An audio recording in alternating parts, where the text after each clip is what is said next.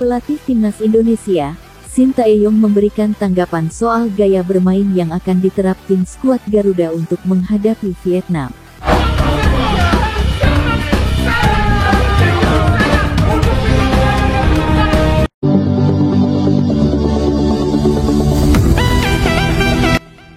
Timnas Indonesia akan melawan Vietnam di Abdullah bin Khalifa Stadium, Doha, Qatar, Jumat tanggal 19 Januari tahun 2024. Sebelumnya, Timnas Indonesia sudah menjalani laga perdana di grup D melawan Irak pada tanggal 15 Januari tahun 2024. Hasilnya Garuda kalah 1-3 dari Singa Mesopotamia. 3 gol Irak dicetak oleh Mohanad Ali pada menit ke-17, Osama Rashid 45+7, dan Aimen Hussein 75. Sementara 1 gol Timnas Indonesia dicetak oleh Marcelino Ferdinand pada menit ke-37.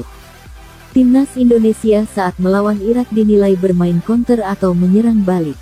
Shin Tae-yong pun memberikan jawaban apakah akan menggunakan gaya main yang sama untuk melawan Vietnam.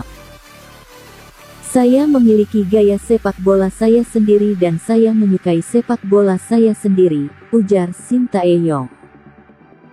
"Kemudian saya hanya mencoba sepak bola saya untuk pemain saya untuk mendapatkan sepak bola yang bagus di dalam diri kami. Dan saya terus meminta para pemain saya untuk melakukan hal itu.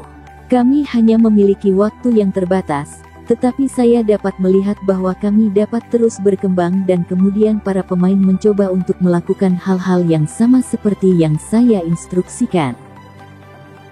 Dan kami tidak akan menampilkan gaya sepak bola menyerang balik yang kuno dan terburu-buru," ujar pelatih asal Korea Selatan itu.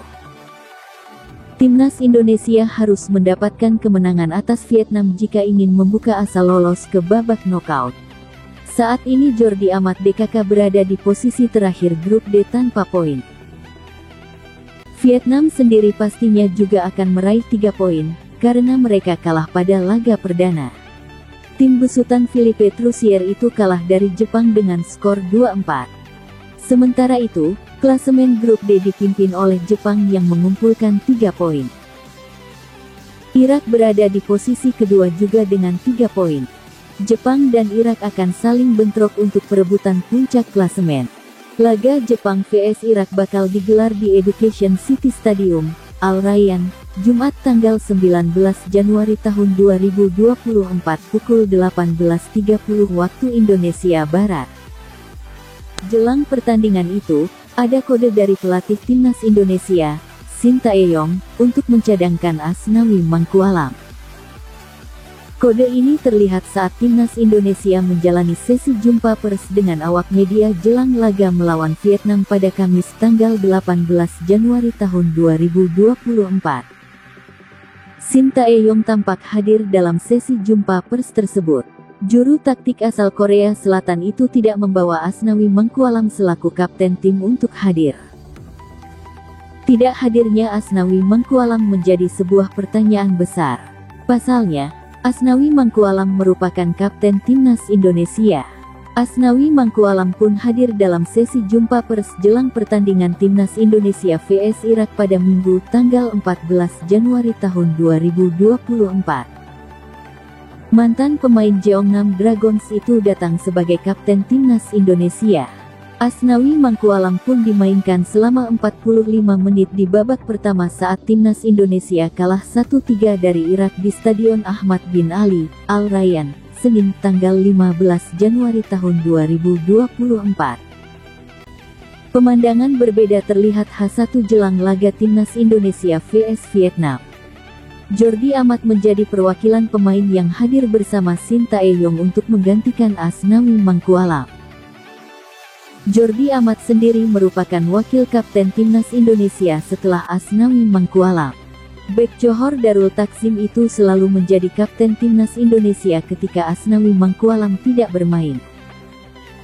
Ini terlihat dalam 3 pertandingan uji coba Timnas Indonesia melawan Libya dan Turki sebelum Piala Asia 2023 digelar.